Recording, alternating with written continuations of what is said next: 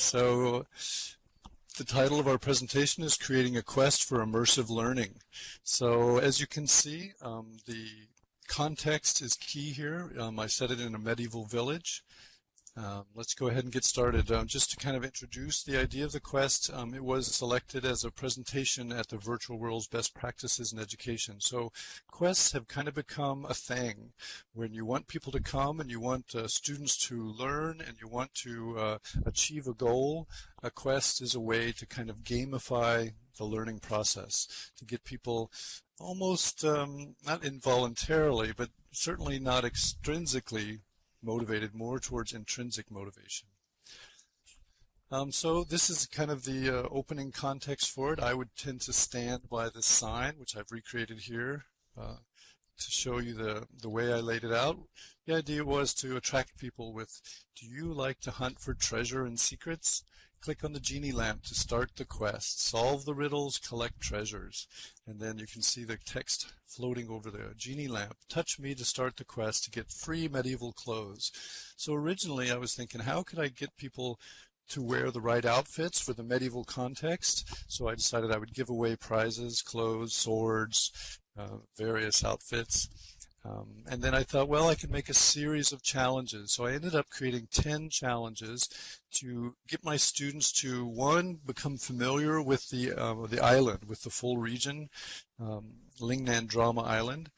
And two, I wanted them to start to develop some basic skills. So rather than walk students through that process of, okay, press F to fly and E to go up, I thought I could try to build that into the quests so that in the process of having fun, they would learn the basic skills and become familiar with the layout of the island and explore a bit. So if you guys would like to click on this genie lamp here, you can see it offers to give you a note card, and if you keep it, you'll see the first clue. And we'll go through that here shortly, but you can see it's written in kind of a cross between, someone told me it reminded them of Shakespeare meets Dr. Seuss. So it's designed to be fun to read, simple rhymes. And my kids thought it was a real crack up, because after you've written about an hour of these things, you just start talking that way. So they thought that was really funny. Okay, so proceeding on. It was set in, as I said, a medieval village, and as I was laying it out, I found some trees that I think they're called botanicals, and you can set the whole season. So here in this slide, you can see Camelot Village in the spring, and then the next slide shows the same village in the summertime, and finally in the autumn, which is what I decided to leave it set at. And each tree has to be set with an individual color, so it's a bit time consuming, but I kind of miss the look of the trees in Virginia where I grew up as a teenager. They don't have them like this in Hong Kong. So just to fill you in, I'm a doctoral candidate at the University of Hong Kong. Great place to grow up. We had horses. All right, so you can see it's a medieval village, and also look at how it's quite normal. On the surface, it's quite a typical village. Everything's quite real world, but not fantastical.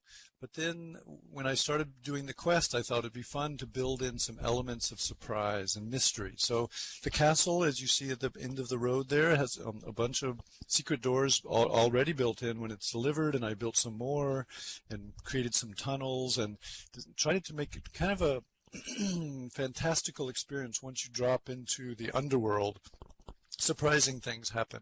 So I think that's part of the motivation, is to surprise people, to create a mystery. What will I find out next? Some secrets, right? People love to have inside knowledge. So I added horses to beside the castle. As I said, I kind of miss those from when I was growing up. The interior of the castle before we outfitted it. And Desi, if she comes by, helped a lot with filling it out. She brought in a lot of extra materials to provide interior decorations. I found some nice waterfalls and spent quite a bit of time arranging the topography for the water to kind of flow and make it a pleasant environment. I selected a bunch of different little houses, Tudor-style English cottages, and laid them out. As I said, it was designed to look very real-world-ish, medieval, typical lifestyle. And I got a manor house, which was kind of fun to decorate because lots of room and kind of a rich experience. The interior shot of the manor house shows the lighting and some of the kind of extravagant features, lots of fireplaces and large areas to explore.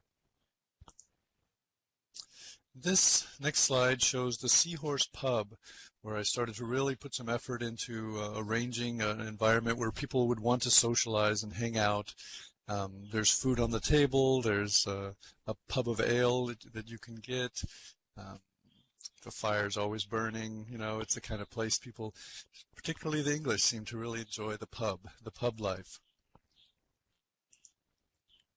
Now here's the first clue. So clue 1, over the castle drawbridge and into the yard, turn left and walk to the trees. It's not hard. So get some going through, and I quickly found out that a lot of people don't know what a drawbridge is. So that was one of the first places we started to notice that people often needed help. The door on the left with an arch of white roses leads into the church founded by Moses. So a bit of poetic license there, you know. I don't know if the church was really founded by Moses, but it rhymed. The next part, type F to fly up and E to go higher. Arrow moves forward, now you're a flyer. So the basic skills, pressing F on the keyboard to enable the skill of flying. Fly over Jesus, fly over Mary, because you're in a church. And there's the giant Catholic altar, and over on the other side, behind the statues of Jesus and Mary, is a secret passage and a secret door. So C to drop down, F no more ferry. So how to control your flying. Look to the right where cursor becomes hand. So that's a key element there. So they learn that they can scroll over things, and when the cursor changes to a hand, it's a touchable surface. They can open a secret door or different properties of different objects. So going to the next slide. So here's a slide showing one of the first people who came to try the quest. So people came from, well, originally it was my students. I had 14 students in a class where we were going to teach them, introduce the idea of digital literacy. And so the students' task was to recreate scenes from famous musicals, capture them in the Second Life environment, and make a video and edit the video and present it at the end of the project. So we had about 2 months for the students to do that, and these are liberal arts students, so they have no technical background whatsoever. But then I realized, and word started getting around, people started showing up. People came by who had heard of the quest. The hunts people who were into hunts started coming by. I had really no idea that it was a thing in Second Life. But after about 50 people came by, I started to realize that this might be a new way for me to collect data. So I built in the survey, and I started collecting data from people as they came by, and I incentivized it by creating an 11th level and offering to give them access to the 11th level if they're willing to do my survey. So I'll show you that in a bit.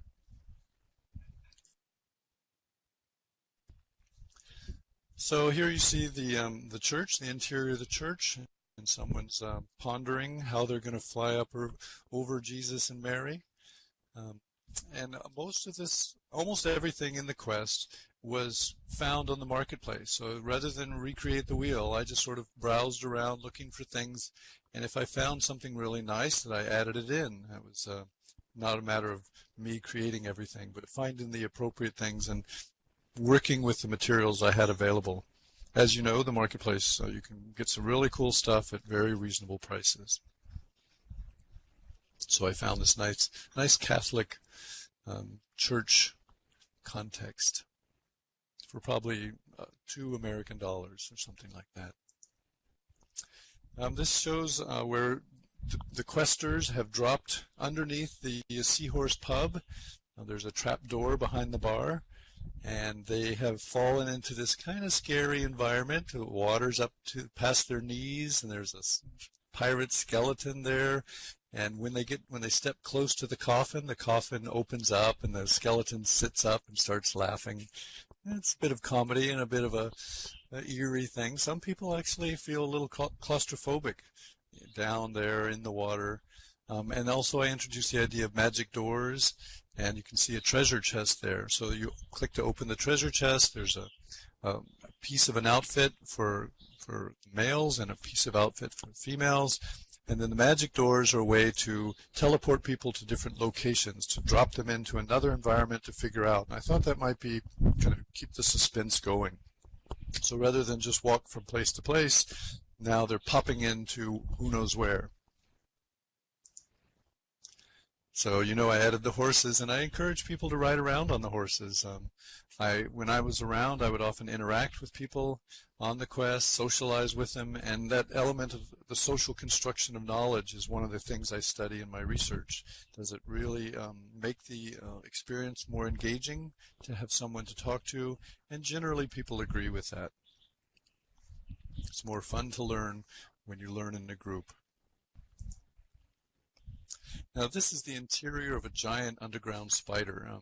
One of the very first things I ever found, it was a free giveaway, this huge spider, and when you drop in, I wanted to play on that idea of arachnophobia. So when people drop in, they're right in front of the face of the spider, and they have to climb up the tongue and walk into the interior, and that's where the quest continues for the magic door. So it's on the surface of the village, it's normal and maybe a tad boring, but as soon as they drop into these secret places, it's supposed to be a bit of a shock, a bit of a surprise. So here's one of my quest doors, confronting 3 Skellybones pirates along the quest. And it's kind of funny. Almost all of the pirate stuff is from Allie. I don't know if everybody's heard of Allie, but she gives away a ton of really well-designed stuff for free on the marketplace.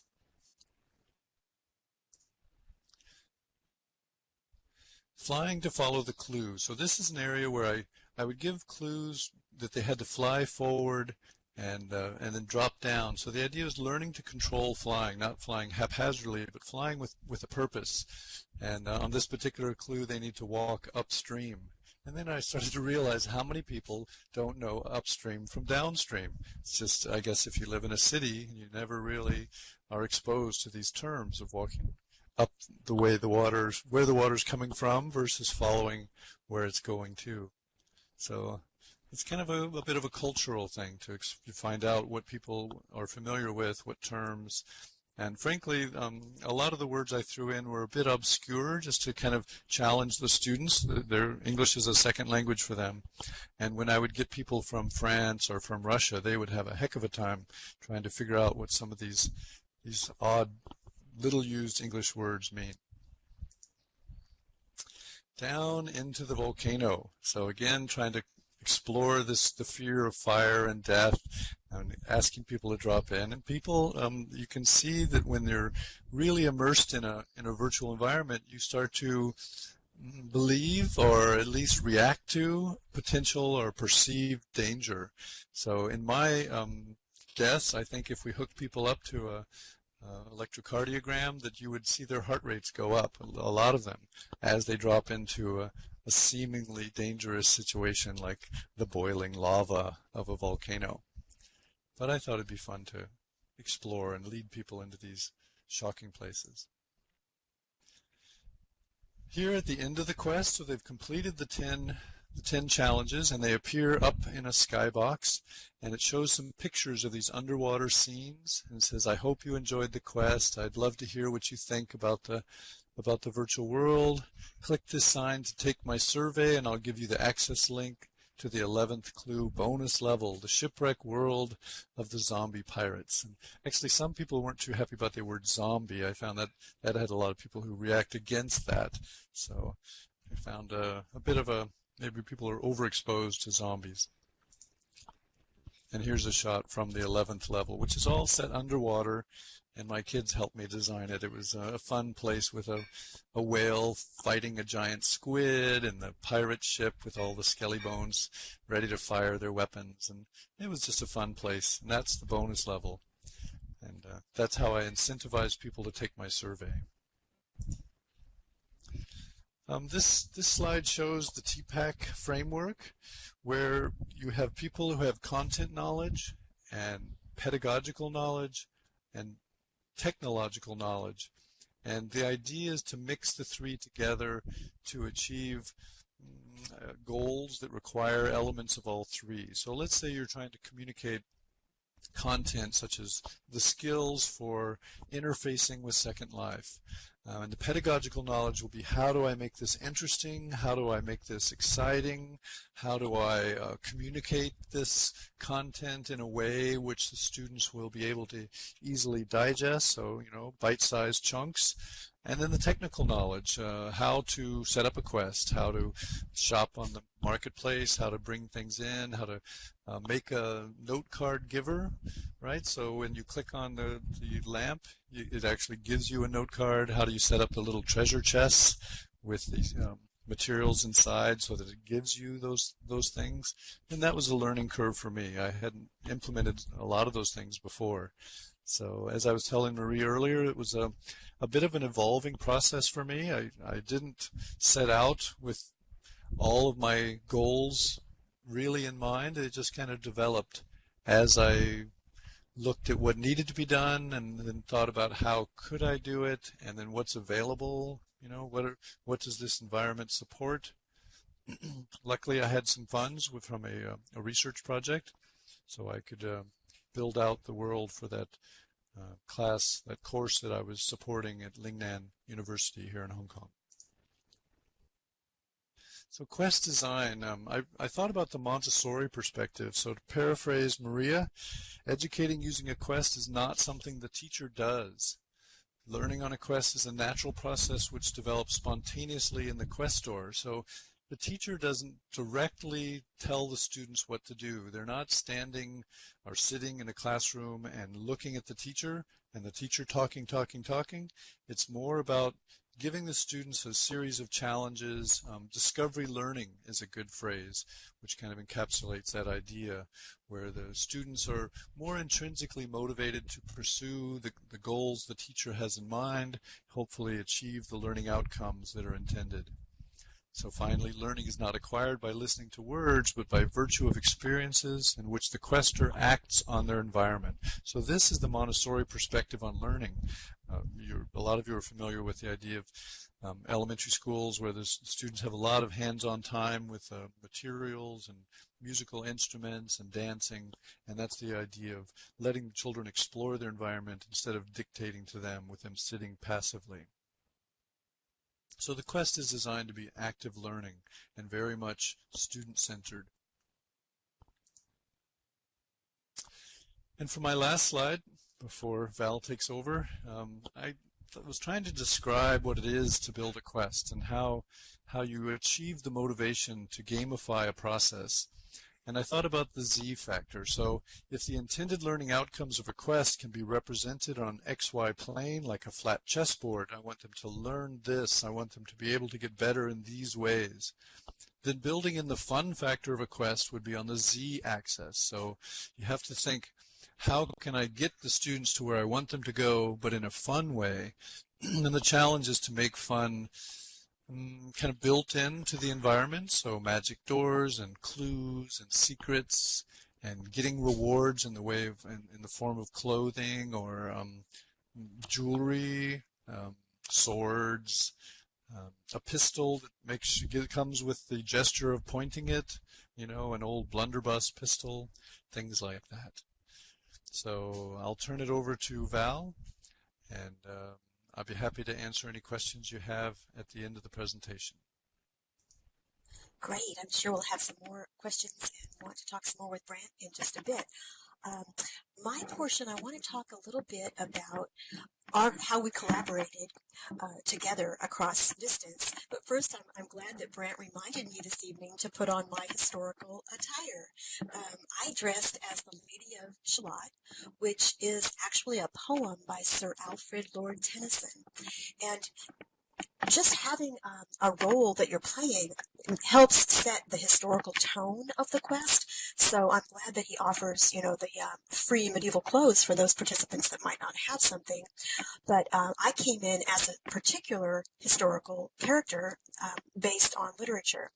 And as the president of the Community Virtual Library, what I really wanted to do with the librarians was find a way to illustrate what Brant was doing with the quest as a librarian. So what we did was I asked some of the librarians and friends of the library, volunteers, to come in and role play and serve as participants, and we helped out at the Virtual World's Best Practices in Education conference, which was really fun. And I love the slide he showed earlier, the Venn diagram that showed how the technological aspect and the pedagogy and the content all merge together in this immersive learning. So as I'm talking about how we collaborated, I think something might spark in your mind to help you think about all these different purposes and how they're all embedded within a quest. I like the fact that the medieval quest was literature-based. So when we came in as role-play characters, there's several different parts of literature, different stories embedded in the quest. You have King Arthur's court there. I'm dressed as a character from a poem. But to me, I kind of envisioned it as the future of the library. The whole concept of a book, you may read the literature, but you can also enter it. Just like libraries today might have films based on books, or you may have multimedia. In an immersive learning environment, you can put on the clothes of the character and you enter that scene or that book or that history. So I think that librarians really need to think about this, and we really need to understand the potential for immersive learning in a quest like the medieval quest with Brant. And dressing the part really helps set that tone. So I'm going to talk to you a little bit about some of the things that I noticed about the quest as a participant and some of the things that I particularly enjoyed. And one thing that I really enjoyed was the difficulty level that Brant put within the quest. You really could do it at any level. A newcomer could come in alone and just kind of wander through and just browse and explore. But if you went through every single part, I've been in Second Life for quite a while, but I did not find it too easy. So I liked that. It wasn't super simple. I had to come back several times to actually, read all the different clues and go and find all of the hidden things that were within the quest. I particularly enjoyed the magic doors, where when you found the magic door, you knew you got it, you were teleporting on to the next level. Now, not being a gamer, maybe someone who had a gaming background would view that differently. But for me, the fact that I was learning, reading, immersed kind of in history and literature, but also going through these different levels, really brought it all together in my mind. I think also another thing that I really enjoyed was those surprises that Brant mentioned earlier. There were things that were kind of hidden that you had to look for that kind of surprised you. And what I felt like the benefit for me as a librarian and with my volunteers that helped was that community collaboration that we had across, as I said, across global distance. We had to figure out the time zone issue because, as you know, Brant's in Hong Kong and a lot of us are in the United States. So finding a good time for us all to get together, to do this together at the same time zone was important. What the librarians did, and the small group of volunteers I had, we were role-playing. We were sort of like mentors or guides along the path, so that the evening that we did the Virtual World's Best Practices in Education simulation altogether, we positioned ourselves throughout the quest so that if a new person came in, we would be in character. So I played the Lady of Shalott. In fact, I did a little bit of a reading from the poem as my character. That was really fun because we found people began to sort of talk in that medieval language, and that made it really a fun activity. As Brant gave us some tips that really helped out to help the newcomers work, and so we worked as guides with a back channel. We had our own group so that we could kind of say, oh, I'm over with this person, and somebody needs to be at this other part of the quest to help that person out. And so that really helped us to be able to talk just with our group and help, since there were several people all going through the quest at different times. So our experience as mentors along the path I found really interesting and something I had never really experienced before. And I felt like this really went hand in hand with what librarians do in the physical world. We were helping people, but we were helping them with virtual resources. And in this slide, you see a lot of us at the end of the quest talking about our experience and with some of the people who were there during the Virtual World's Best Practices in Education conference. And we found people from all over the globe that came through and discussed that with us. I really liked that the quest could be done alone or it could be done in a group. And I experienced it both ways. Myself alone going through the quest was a very enriching and enjoyable activity. You could go through, there was learning embedded in all of the clues, it was literature based, but yet I had another experience with doing that with a group and with the role play of people, playing characters and interacting with each other. And both I found very educational and as well as enriching. And as Brant was saying, it really, that social construction, for me, one of my favorite developmental psychologists as I was in my early years of teaching was Vygotsky.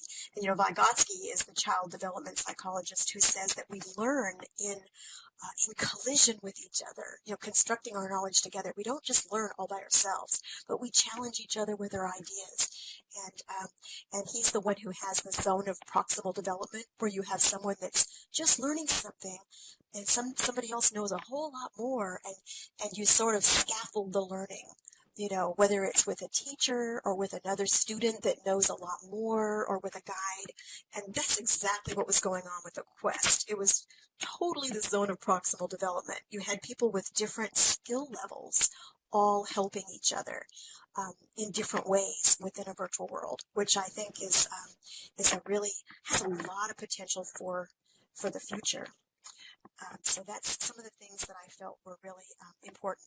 As Brant mentioned also, there was the cultural elements and the cultural challenges. We had one participant during the Virtual World's Best Practices in Education conference that came to our session who barely spoke English, and he went all the way through the quest, and several of us got to interact with him throughout the evening.